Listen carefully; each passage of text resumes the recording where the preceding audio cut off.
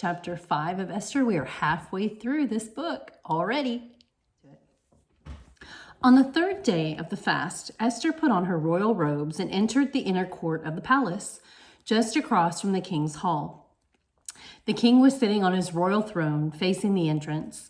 When he saw Queen Esther standing there in the inner court, he welcomed her and held out the gold scepter to her. So Esther approached and touched the end of the scepter. Then the king asked her, "What do you want, Queen Esther? What is your request? I will give it to you, even if it is half the kingdom." And Esther replied, "If it pleases the king, let the king and Haman come today to a banquet I have prepared for the king."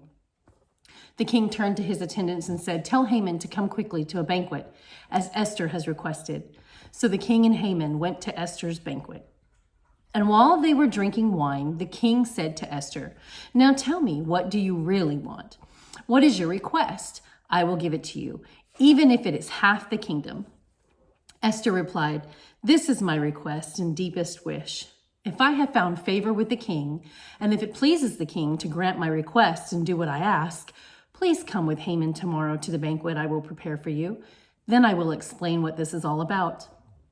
Haman was a happy man as he left the banquet, but when he saw Mordecai sitting at the palace gate, not standing up or trembling nervously before him, Haman became furious. However, he restrained himself and went on home. Then Haman gathered together his friends and Zeresh, his wife, and boasted to them about his great wealth and his many children. He bragged about the honors the king had given him and how he had been promoted over all the other nobles and officials.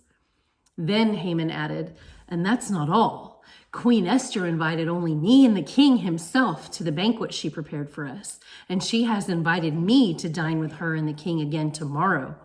Then he added, "But this is all worth nothing as long as I see Mordecai the Jew just sitting there at the palace gate."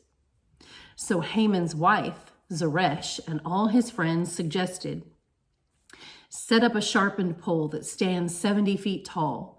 In the morning, ask the king to impale Mordecai on it. When this is done, you can go on your merry way to the banquet with the king." This pleased Haman, and he ordered the pole set up. So the 3 days of fasting and prayer have ended, and the queen has now approached the king, and he sees her standing in the inner court, and he invites her in and lowers his scepter. So everything worked well in that way. It worked in her favor.